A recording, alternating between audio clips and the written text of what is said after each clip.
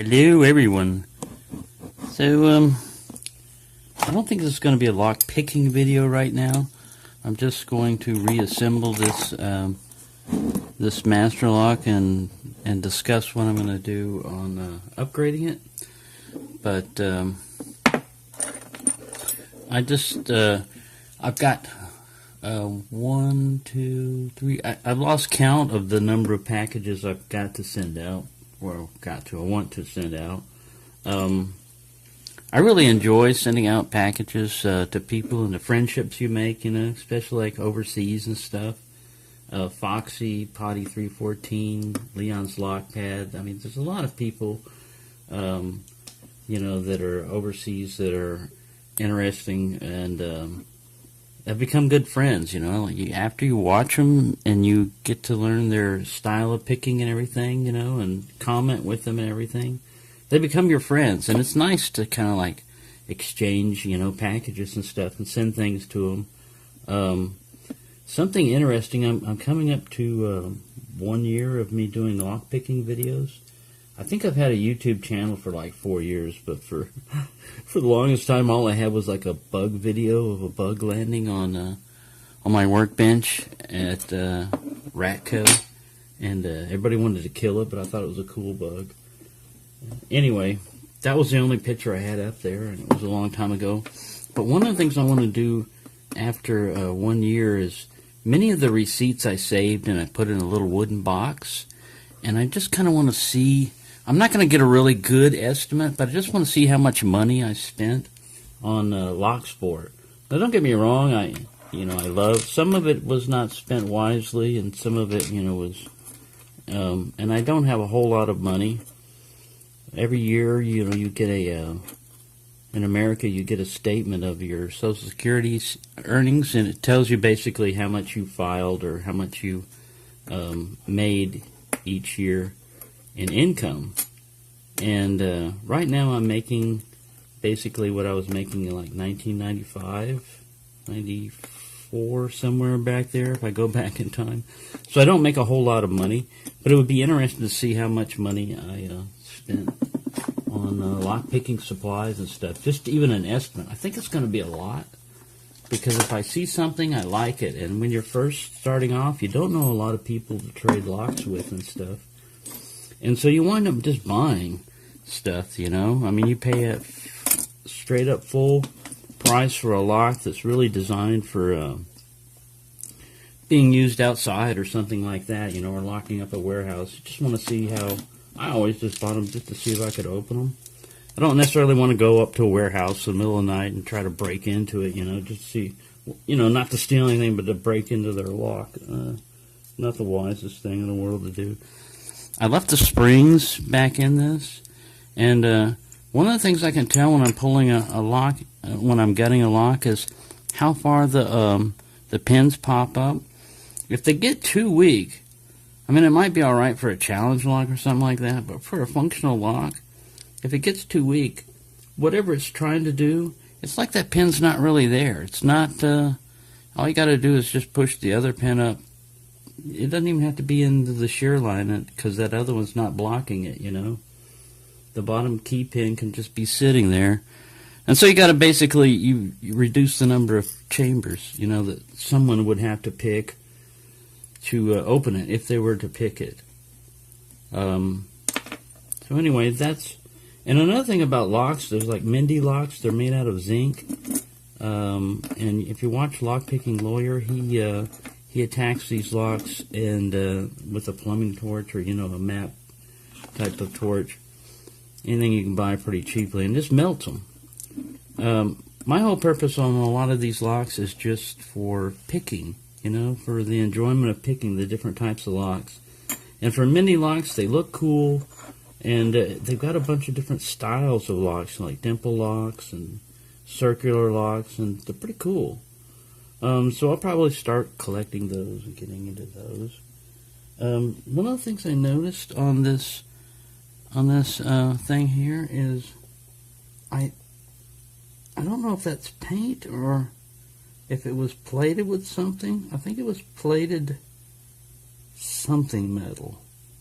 Anyways, I'm going to replace all these pins because they were sticky. If you stick the key pin up and you go back and forth, I learned this from making challenge locks. Either there's a lot of serrations in there or something snagging up, or the pins have got a problem. There's something burrs or something in the chamber. It'd be nice to have a little tiny brush that you could go in there, like a chamber brush for cylinders on a revolver and stuff. Which reminds me, I found a brush that would go into a core here. Not a bronze, but a plastic one.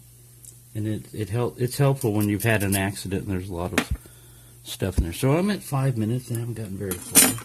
And I've got the wrong pinning package over here. I've separated my Schlage Everest type pin things from this little packet of American and Master Lock bottom key pins. These come in handy for if you drop pins and you can't find them. Speaking of which, if you look back over here, in one of my other videos, this thing was sitting like this, and I was watching a replay of the video while I was editing it, basically put it up, and I thought, ooh, I better get in there and push that back because I'm about to have an accident. Well, I got back in here and got distracted on something else, and they went up on the floor. Which reminds me of another cool thing I would like to invent, but I don't know if it's possible. There's like a brass magnet, something that would pick up your pins, without you having to go down there with your hands and knees with tweezers. But unless they're steel, but a magnet is so cool. You drop a pin and you get a strong magnet near it, and you don't even have to look for it. It'll pull out a carpet. But anyways, carpet is particularly challenging for pins, but I think the best thing for your floor down there would be like an office mat with maybe it's kind of a semi-tacky type of surface. Like a rubber mat, like one of these. And then if your pins landed, maybe they wouldn't run as far, but anyway. Sorry, I'm just rambling here. But what I do is I look at the pins that I've got, and any of the long ones that have got serrations, usually I'll replace them with sorry, I got everything all jumbled up here now about the spool. Trying to put spools in key pin positions, which, sometimes it'll work, but it's a really rough ride for the key going in and out. And if you're picking it, it's odd. Just like ball bearings down there, it's just slippery, something that they can roll off of. And you have to adjust the height of the pins for that. I like these spools in here, but they're not like American spools. They're just spools. If I wanted to, I could chuck them up in the like I said, for these little ones, I have to use my clomb thing, and it doesn't grip the pins as well. But I can get that in there and put serrations on them. But I don't know if it's going to make that much of a difference on this lock, so I think I'll leave that the way it is with those spools and put this key pin back down here. Some of these pins are alright, and it looks like it's been replaced before because here's a red pin, with the red paint on it and stuff. And it's like those lab kit repinning stuff. So I should get my calipers out of here. Old-fashioned mechanical calipers. They sure do glare and shine a lot on they're not like digital dials. Ooh, look, I'm off on 0. Slightly off. It probably won't make a whole lot of difference, but I can see it. So I have to re-zero my dial here. Here we go. Calibration in progress. Please don't sneeze. There we go. God, it looks all right to me. I need better eyeglasses, really. I haven't changed these things in almost a decade. My eyesight's pretty crappy. I've got this huge floater in one eye that gets in the optical vision there, and it's like something creeping up on you all the time, man. It's really weird. Anyways, there's nothing that can be done about it. I've looked it up on Google. Just got to live with that crap. It's part of getting old. Alright, so I look at these guys, and any of the ones that are so small, you know, like American 2 and Master number 1. See, they're both bought by this Master, bought out American now, and so they're both the same. Let me look, I'm at 10 minutes and I haven't done anything but run my mouth. I'm sorry, but anyway, so I'm gonna upgrade this. I'll start another video. I'll find the other pins. I'll upgrade this, and I'll make it into a 6-pin lock. I don't think I'm gonna serrate it or anything. I don't want to change this lock too much because I want to keep it like an example of the 6835 lockout tagout series, because you could make it into a challenge lock, and that may happen. He's got him. It's a wrestling match between the tweezers and the shackle, but they're pretty cool locks. They're aluminum body, so they're not. I like the weight of the slightly heavier series. This is why you pay a little bit more. The 68, I don't remember what it designates. Probably brass, or maybe the body style. It's not brass because that's 68. And then the 50 is usually the shackle diameter. See, this one I have a harder time wrestling with him, but he can wrestle with that one. It almost fits him. So, not that you're going to wrestle with your locks. It's just I'm like kind of crazy that way. I never grew up, and before internet, you had to make your entertainment where you could find it.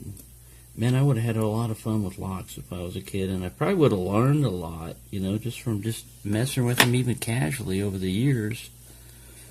But I didn't really get into it until recently, and I've been really into it.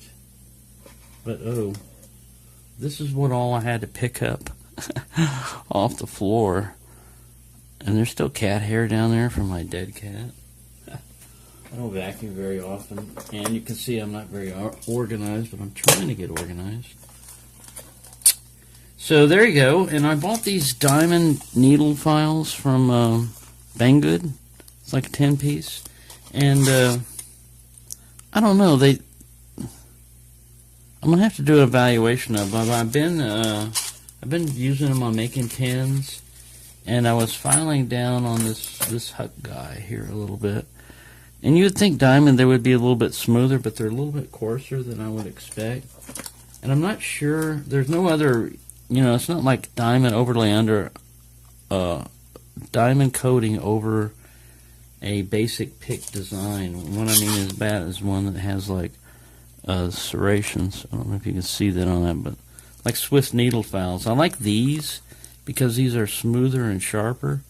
When you're running at a higher speed, like on a Dremel, they make pretty good cuts, fine cuts. But anyway, I got a little carried away with this guy. I didn't do him real evenly.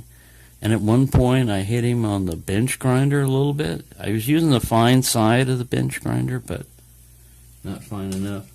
And all of that is to get into this guy, which I'm probably just going to switch to a 25 thousandths diamond, because I tried a 15th. It flexes to get in there, but that little warding. Anyways, I can set 2 pins and get a little bit of movement on the core, but it's like a teaser.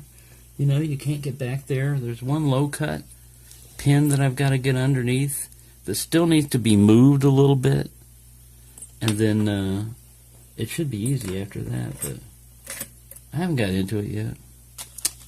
Anyways, that's what I'm up to. I'm sorry, rambling on. And I don't even know if I'm going to upload this video because I haven't given you any useful information other than I'm crazy, and you probably already figured that out. And I'm disorganized. And that's the results of disorganization. Now this set here I got at Walmart with handles, and because they're in a package, they usually come in a clear package, and you're at Walmart, if you're doing it like that, I would recommend looking through and trying to find, damn cat hair on the end. I would recommend looking through and trying to find the ones with the straightest tip and not bent, and you might get better luck, better value for your buck there. I didn't do that on that one, but they work out all right. So there you go. I'm sorry, I'm rambling on. I'm going to try to put a picking video up. And look at this. It's already almost 15 minutes. It is 15 minutes. Sorry for wasting your time.